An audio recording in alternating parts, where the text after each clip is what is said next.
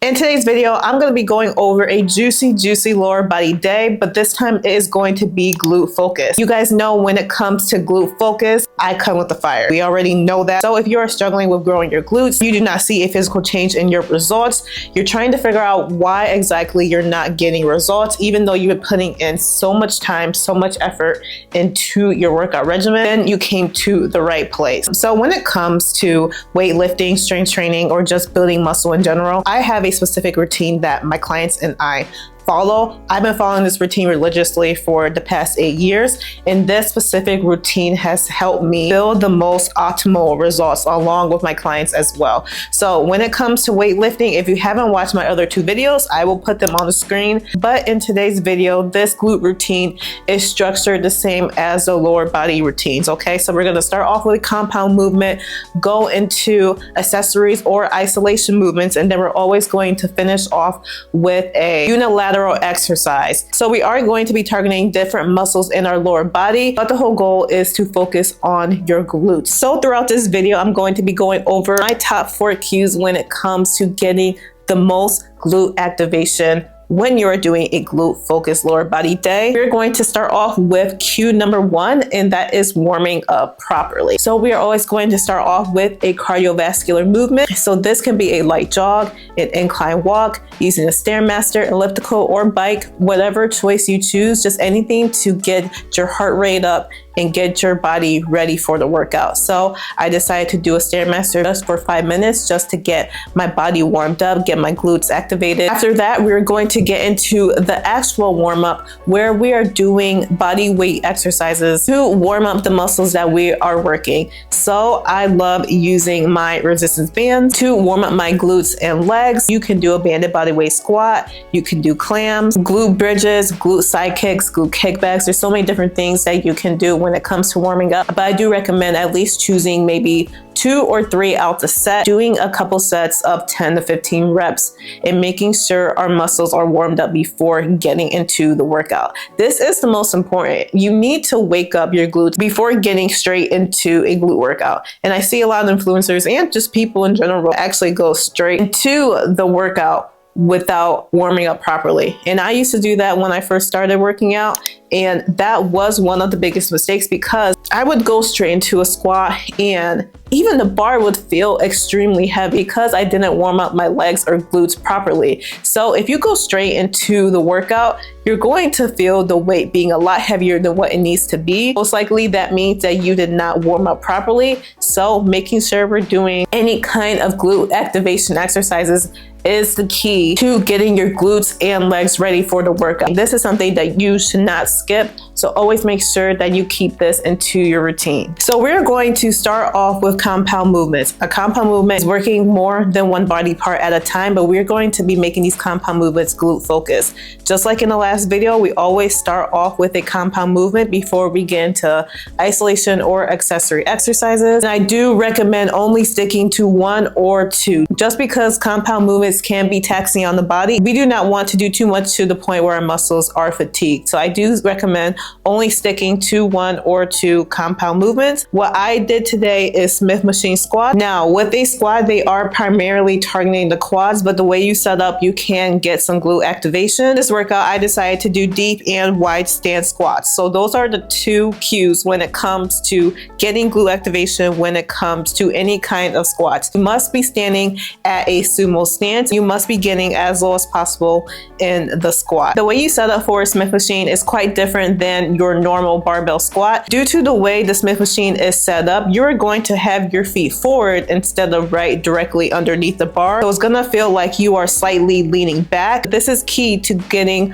low in a squat when you are doing a Smith machine. So have your feet placed forward and not directly underneath the bar, making sure that our core is nice and tucked in. We're going to make sure that we are looking directly forward and not having our head overextended.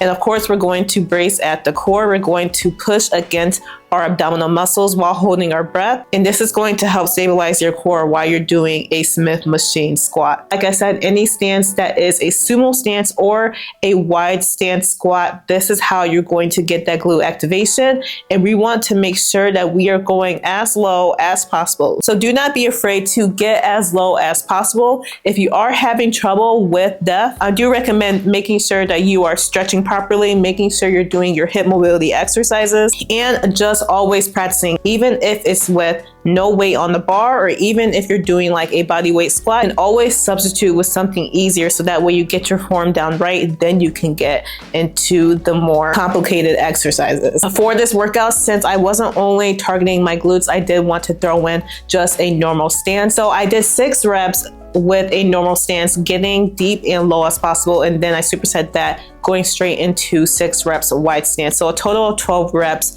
with about moderate weight. Now, when it comes to weight, we want to slowly increase our weight periodically over a long extended period of time. This is how we are going to get stronger. You do not necessarily have to go extremely heavy in the gym, but as long as you are slowly increasing the weight, challenging yourself each time you're at the gym, this is how you're going to get results. So if you have your phone or a planner, something to write down exactly what weights you're using, and making sure that each week you're writing down how much weight that you increase. So let's say you start off with 20 pounds on each side for a Smith machine squat. Start off with that for 1 week, and then week 2, you're going to increase that, but maybe even 5 or 10 pounds. It doesn't have to be a huge jump, just anything that you feel comfortable with. Everyone's strength is different. Everyone's at different phases in their weightlifting routines, but the whole entire purpose is just to slowly increase the weight over time. Now, if you want to challenge yourself, you can always add in a resistance band. I do recommend checking out my 𝗖𝗢𝗡𝗡𝗡𝗏 resistance band collection, but these bands I've been using for years and they are still in great condition. They still do the job, and I only use these bands for my workout. But with the squats, you can add a resistance band. If you're doing a wide stance squat, I do recommend adding like a light, maybe a medium resistance band, but the lighter the better, because when you're doing a wide stance squat, you do not want your knees to cave in, and with a heavier band, it's going to be harder to push against that band. If you are using a resistance band,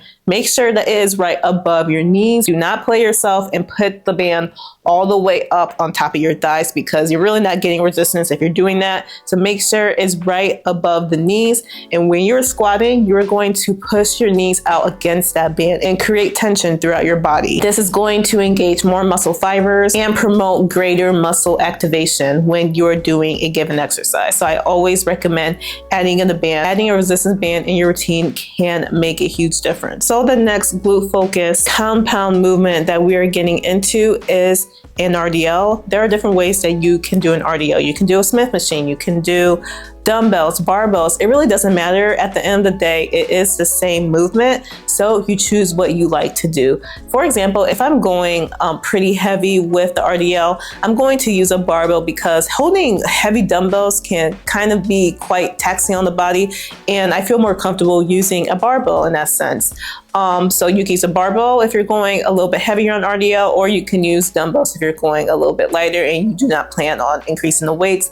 But again, at the end of the day, it's still a hip hinging movement, and it doesn't really matter what variation that you do. Decided to just do a Smith machine RDL, and I did elevate my feet on a 45 and a 25-pound bumper plate. The reason why I did this exercise on an elevated platform is so that way I can go lower into the RDL, really get that stretch in my hamstrings and glutes. Cue when you are doing any kind of RDL, you want to go as low as possible while also having correct form. If you're going low and you feel like your back is starting to hurt or you're breaking your form, then you're going down a little bit too low. You do want to go down as low as you can so you can feel the most stretch. And with the RDL, always making sure that we are bending our knees at a 30-degree angle at least, so that way we can get that glute activation without the hamstrings taking over. Remember that this is a hip hinging movement, so we are hinging at our hips, meaning that we are pushing our hips and glutes back as far as possible, so that way again we can feel that stretch in our hamstrings and glutes. If you do not feel that stretch, most likely you're doing it wrong. So always make sure that you're hinging at your hips, making sure that your lower back is not protruded. keeping it nice and tucked in while also keeping your chest proud and pinching your shoulder blades back. Now we finally got through the compound movements. You can either choose one or two. In this workout, I decided to do 2 compound movements. Now we're going to get straight into the accessories and the isolation. So an isolation or an accessory movement is a movement that is complementing the compound movement. In this section of your workout, I do recommend doing 2, no more than 3 isolation or accessory movements. In this workout, I did a dumbbell elevated reel. I did a dumbbell elevated heel reverse lunge, and I superset that with a banded double pulse squat just to get more glute activation in my workout, but with the elevated heel reverse lunge. Again, you can use a dumbbell or a barbell. I decided to use 1 dumbbell and hold it against my chest. I'm elevating my heel on a 45-pound bumper plate. And as you can see, I am going down slow and controlled, which this is cue number 3 when it comes to getting the most glute activation is slow and controlled movements. Having that mind to muscle connection, I am incorporating time under tension. You can do time under tension in so many different ways, but my favorite is slowing down my reps or doing tempo movements. So with the elevated heel reverse lunge, I am slowly going back into the lunge and I'm pausing for a second or so at the bottom of the reps. I am really taking my time. I am not rushing through the workout. And I promise you, you'll feel your glutes working. Your glutes will be on fire if you just slow down the reps.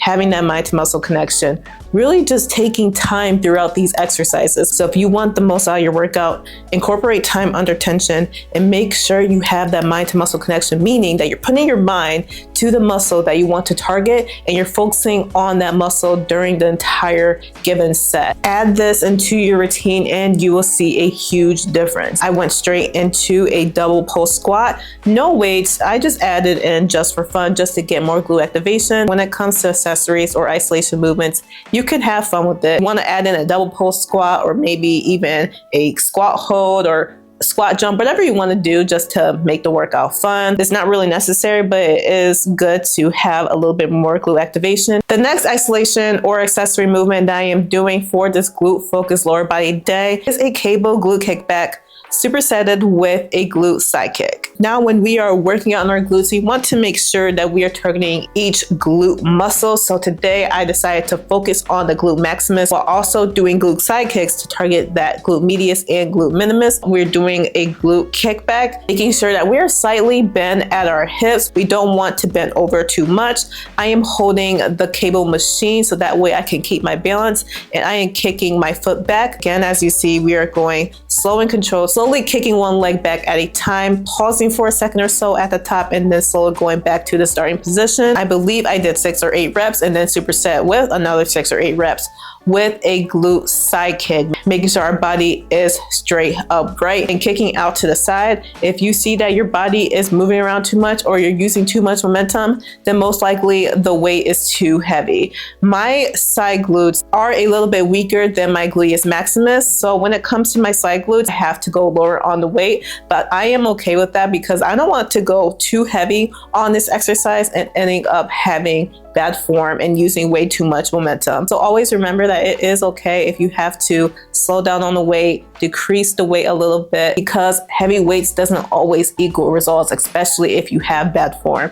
So we always want to focus on form first. This should be our priority. Then once our form is down right, then we can slowly increase the weight. And last but not least, we're going to get into the unilateral movements, which I do recommend only adding in 1 into your routine. And with a unilateral movement, I decided to do a banded single leg glute bridge. And I did use this as a burner, so I just put on my timer for 30 seconds, did as many reps as possible on each leg for those 30 seconds. But this is considered a unilateral exercise because I am focusing on 1 leg at a time, 1 glute at a time. Unilateral exercises are so beneficial and should be added into your routine to help prevent any muscle imbalances that you have, improve your balance, and decrease your risk of injury, especially if you have one muscle that's a little bit stronger on the opposite side. So that completes the workout. It's only 5 exercises, but I promise you, more does not always equal better. In the case of growing muscle, building muscle over an extended period of time, the less you do with more intent, the more results you're going to get. So I do recommend only sticking to around the 4 to 6 range when it comes to your lower body or glute days, making sure that we are incorporating those 4 cues that we went over today into your routine every time that you are doing lower body, and you are going to see amazing results. When it comes to growing any muscle, a caloric surplus or just eating enough food is the most important.